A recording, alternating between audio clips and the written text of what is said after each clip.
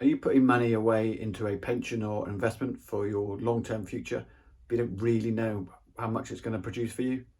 Or perhaps you've got a target fund in mind of the amount of money that you want to have at a certain age, but you don't know how much you need to contribute on a monthly basis to get you there. I'm Andrew Neligan, and in this video, I'm going to introduce you to a very simple calculator which will help you answer some of those questions you have about funding your future.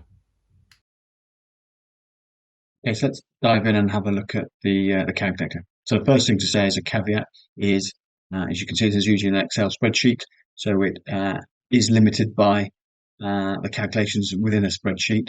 When we're thinking about long-term returns and we're investing money in the markets, stock markets don't go up in a straight line. They have um, wobbles and recoveries and crashes. So where this spreadsheet is using a fixed rate of return, the reality will be different.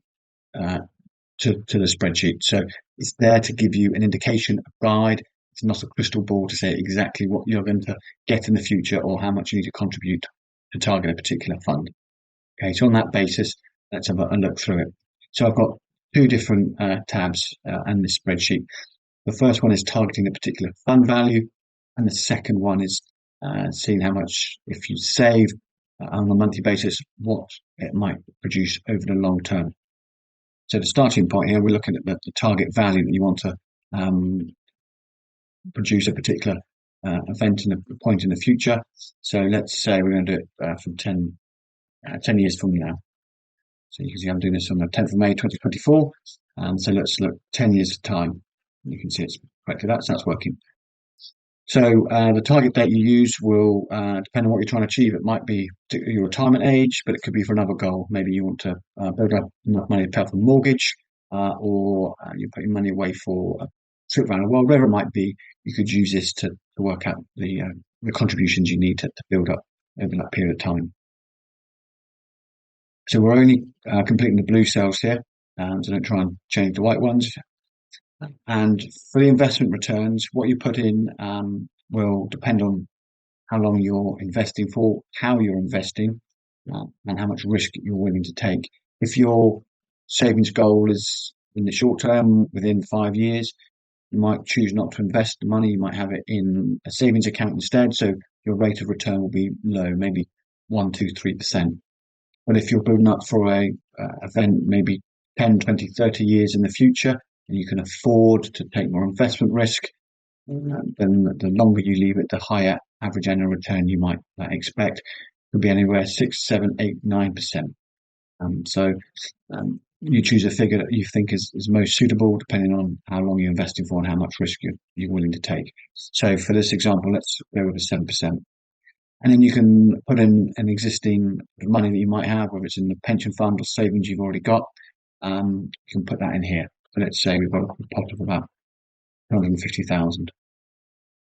So what it's worked out here is how that 150,000 will grow over that 10-year period at 7%. You can see if I reduce that down to 6%, the accrued pot will fall as well. Now what we're trying to do is target a particular fund, so we know how much we need to save on a monthly basis to build up that level. So let's say we want, nice round number, let's say we want £1,000,000. So what it's done here is you can see that it's saying to get to £1,000,000, inclusive of what you've already got, you need to save £2,954 a month to get to that level at 7% per annum. You can see if we put that back down to 6%, number goes up considerably. But if we extend the period we're willing to save for, you can see that number goes down. That just shows you the power of time and compound interest on returns, and why it's better to start as soon as possible. So that's that part of the spreadsheet. Now let's look at it the other way and say, okay, well, how much we know how much we can afford to save on a monthly basis. We want to know how much it would accrue. So again, we'll go for 10 years from now. And we say, well, I think I could afford to put away £500 a month. Okay, so it's now we've got 120 months in 10 years, 12 months of the year, 10 years, quite simple. And let's look at our annual return again. We'll go back with 7%. And then we'll say we've also got that existing pot of 250,000. So there you can see now our pot is growing to that 591,000. And if we add in our £500 a month over 10 years, you can see what the total value of our pot might be. So let's say we can afford, actually, we think, well, I need a bit more than that. I think in the future, I probably make some savings elsewhere. So let's say we're going to put in £1,000 a month. You can see how that improves the future value of the money. So hopefully, in this short video, you can see how looking at this spreadsheet might help you work out some of your own future planning, retirement planning, or just building up a pot for another purpose, whatever it might be. So if you look in the description, I'll put a link where you can download a spreadsheet and play with it yourself. But I hope it's useful. If you want to find out more about how I help my clients, go to neliganfinancial.co.uk. If you found this helpful, please do click on the like button, share it with anyone else you know who might find it useful as well. If you want to get regular notifications of my videos, please do subscribe as well. Thanks for listening.